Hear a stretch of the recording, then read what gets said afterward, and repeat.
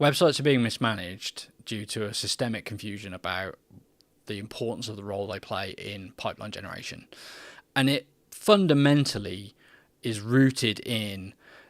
mismeasurement of the impact of the website, which leads marketers to deprioritize it versus other KPIs that they've been set, other channels that they've been told to optimize, and the messages of other software vendors and platform vendors who are constantly in their ear advising them how to improve their use of those platforms, softwares, and channels.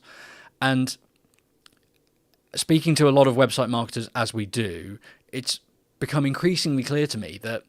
very few are in possession of the information or the data to be able to think about their website's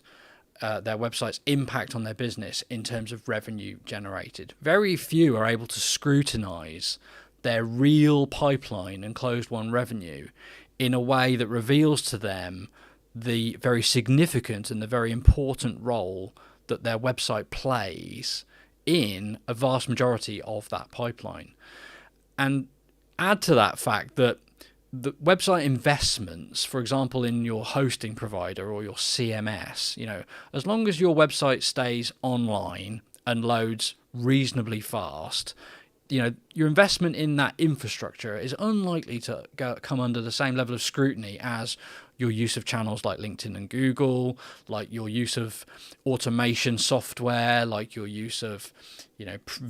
content creation software, AI tools. As long as your website's up and as long as it's loading fast enough, whoever you host your website with and whatever CMS it's on is likely to be considered good enough. As a result, those vendors are not in your ear all the time telling you how to optimize your website for your business's results. All of this leads to a scenario where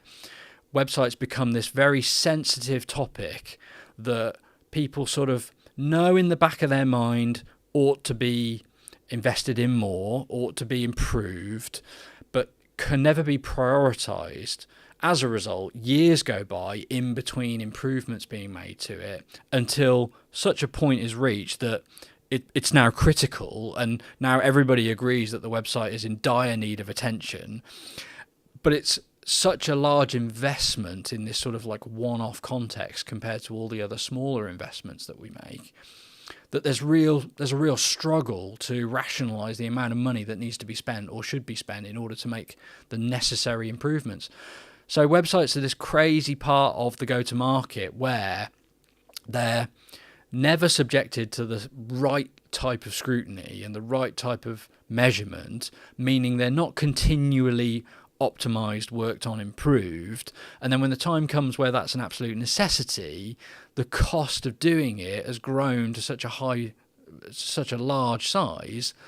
that we have a collective breakdown about how to budget for it and how to afford it. But in reality, you almost can't invest enough in your website when you really understand the role it's playing in the way your buyers already buy. And if you're able to look at pipeline and look at revenue and look at sources of intent and look at the real buyer's journey, I think it becomes impossible to ignore the very important role of your website in that journey, and it becomes impossible to not want to invest more in its optimization. Marketers will often turn to marketing attribution tools, techniques, methodologies in order to measure and report on the impact of marketing and in order to justify the investments they want to make. The very real problem with attribution is that it will almost never highlight the website as a key component in the creation of opportunities in the pipeline and revenue. They will assign credit to channels, touch points, impressions, typically on advertising platforms and the like. Rarely, if ever, will it say that the website is responsible for at least 50% of the value of the opportunities in the pipeline, which in many cases it will be if you look at how buyers really consume and navigate content.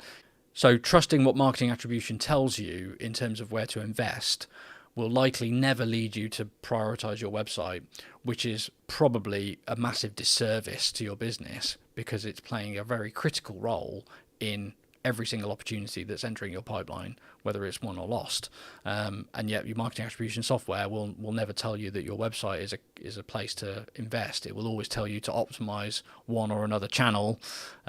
for impressions and clicks. I think that revealing the true value of the website to business leadership,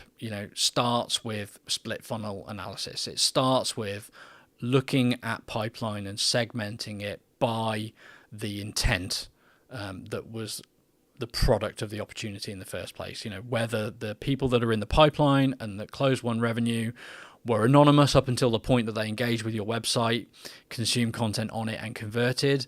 or were the product of the primary other channels being outbound efforts and lead gen, very often being the primary other sources of contacts in the database, whether they become opportunities or not.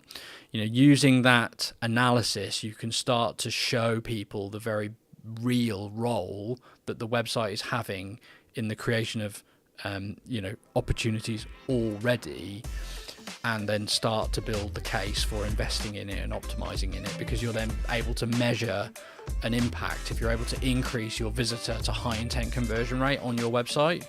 then you'll be having a very real impact in terms of pipeline and revenue.